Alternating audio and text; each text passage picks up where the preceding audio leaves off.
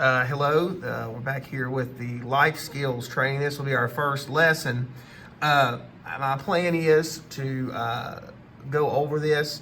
It is protected. I worked with Miss Mullins, our librarian, but we weren't able to get it up on the internet for you to view. So what my plan is, every time it's going to be like our other health lessons that we did our first 6 weeks. I will record the lesson for you here, and we will continue on to a Google document like you've been doing to answer the questions.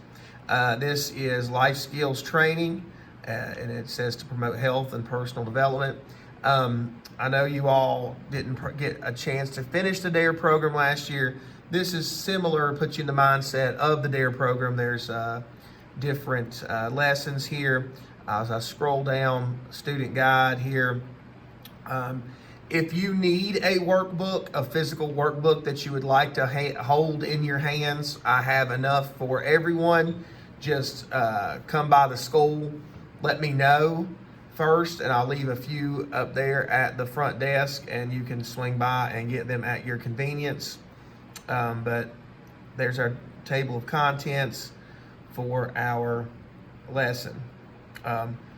And like I said, it's a lot similar to the DARE program.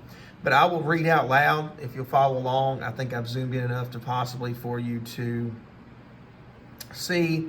It says, although people do learn these life skills on their own, they often learn them in a hit or miss way. Unfortunately, many people go through their entire lives without learning these skills or only partially learning them. So the purpose of this program, the Life Skills Program, was developed by psychologist Gilbert J. Botman, PhD, to provide an organized way for students to learn important skills. Dr. Botman discovered the students who received this program were not only better prepared to deal with challenges in life, but also less likely to smoke, drink, or use drugs. The Life Skills Program not only prevents tobacco, alcohol, and drug abuse, but also teaches knowledge and skills necessary to increase your self-esteem, increase your ability to make decisions and solve problems, communicate effectively and avoid misunderstandings, manage anxiety, make new friends, stand up for your rights, say no to unfair requests, resist advertising pressures, resist pressures to use drugs. Our program will consist of your book here and your answering your questions. Now here's some ground rules. Of course, it says one person talking at a time, which that's in the classroom setting. We want you to participate and express your feelings, respect everybody. Anything that's discussed is confidential, and we can. It's got a place here for any other class rules. But again, where you're doing this at home, it'll just be you. Our first lesson is self-image and self-improvement.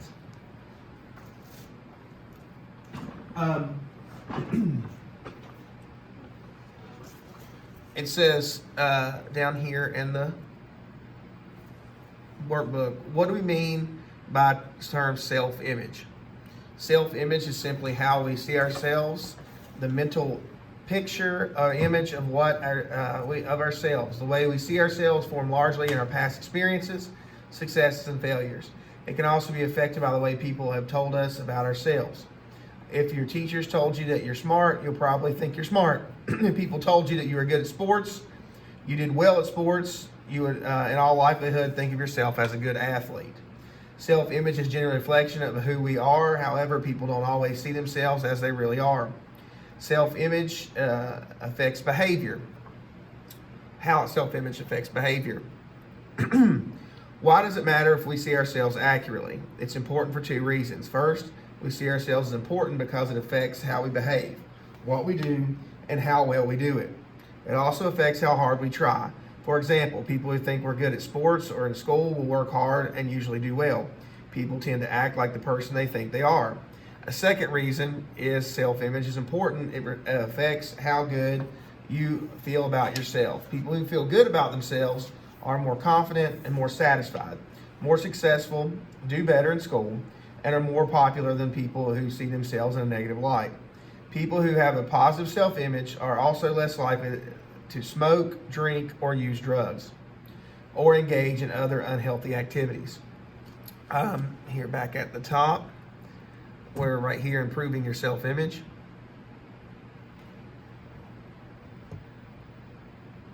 Although most of us have general self-image, it's usually made up of a number of separate self-images relating to a number of specific situations. For example, one person may be a good baseball player, a bad swimmer, a good writer, an average math student, etc. All at the same time. You can do several things to improve your self-image and self-esteem. First, never form negative self-image of yourself of yourself after one or two bad experiences. Second, take stock. Look at yourself in a realistically as possible. Identify your strengths and weaknesses. Third, work on improving areas where you are weak. You can develop a more positive self-image by setting and achieving goals, by deciding what you'd like to change about yourself or what you'd like to accomplish, and then by doing it. Okay, so we're going to scroll down here to our next page. Our next page is how I see myself. I will post a Google document next to our video here, and if you look, I'll have it set up similar to this, and it's how I see myself. It's to describe yourself as you are now and as you would like to be, using 3 adjectives or short phrases in each situation. So what I'll do, I wouldn't mind if you just put 2 down instead of 3. How you see yourself now with friends. In this column, it says myself now, and over here it says myself as I'd like to be. So with friends, you put I'll just take 2 responses. That way it'll make it a little bit easier on you. With friends now, and how your friends you'd like to be. We'll scroll down a little bit. At school is the same. Myself now, myself as friends I'd like to see. At home, how you see yourself, how you would, myself as I would like to be, and in general. So just do 2 of those. You don't have to do 3, you can just do 2. I'll have the blanks and have it set up for you. Our next little assignment for this health lesson, list your strengths and weaknesses. List 5 things about yourself that you would like to change or improve, and rate how important it is to you to change each one.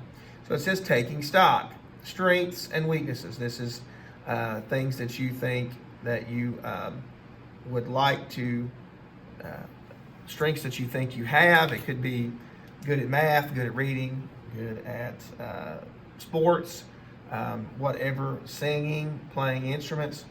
Let's do 3 strengths. That way I make it a little easier, and 3 weaknesses. Down here, things you'd like to change. Let's do 3 of those as well instead of 5. That way it'll be a little bit easier on you. And things you like to change, and rate your desire of change, whether high or average or low. So those will be your 2 workbook pages. And what we're going to do next is continue with this lesson.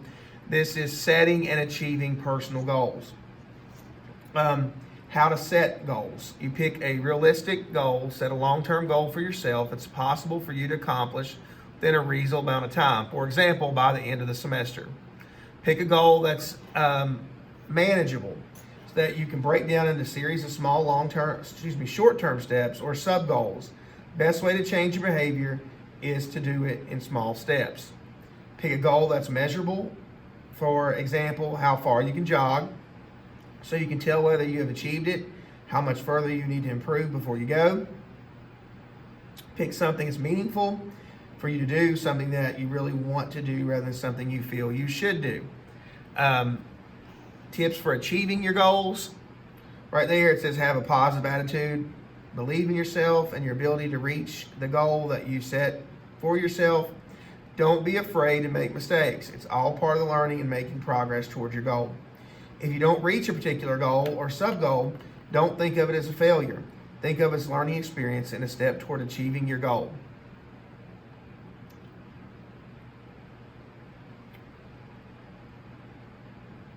Identify what went wrong and correct it. Praise yourself for any progress you make toward achieving your goal. Tell your friends or parents and reward yourself. Identify any areas that need further improvement and work on them with confidence and determination. Use your imagination to spend some time each day seeing yourself achieving the goal.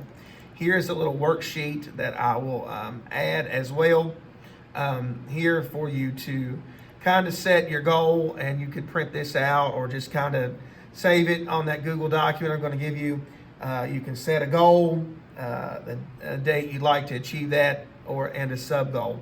Guys, it doesn't have to be something strenuous. It can be like, get an A in reading, be able to read the first Harry Potter book, and things like that. And then you can set your goal here and a date you'd like to be able to do that.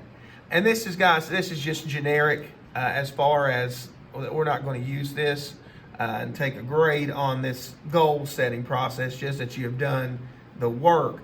I just wanted you to know, it's good to set goals and be able to achieve them. Up here in the directions says write down a goal, the ones you listed on worksheet 2.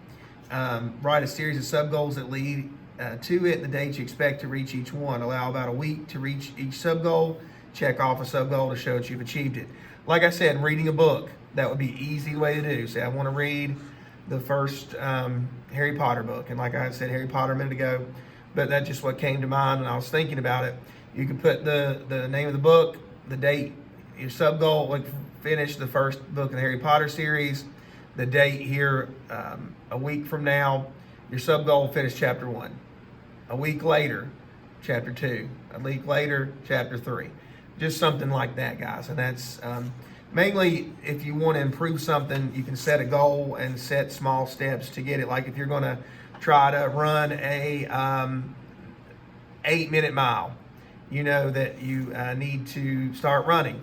You need to do some sprints. Actually, sprints can help you build up your endurance. They can help you build muscle. You're going to go out and run so many days a week, something like that. Okay. That will be all for our first lesson. And I will, like I said, put these pages for you to fill out. It won't look exactly like this because I can't put these exact pages because the material is copyrighted, but that way you can be able to do that on your own. I hope that you all are doing well. As always, if you need help, don't hesitate to call the school and ask for me. Send me an email on the Google Classroom. Our first lesson is self-image and self-improvement. Thank you.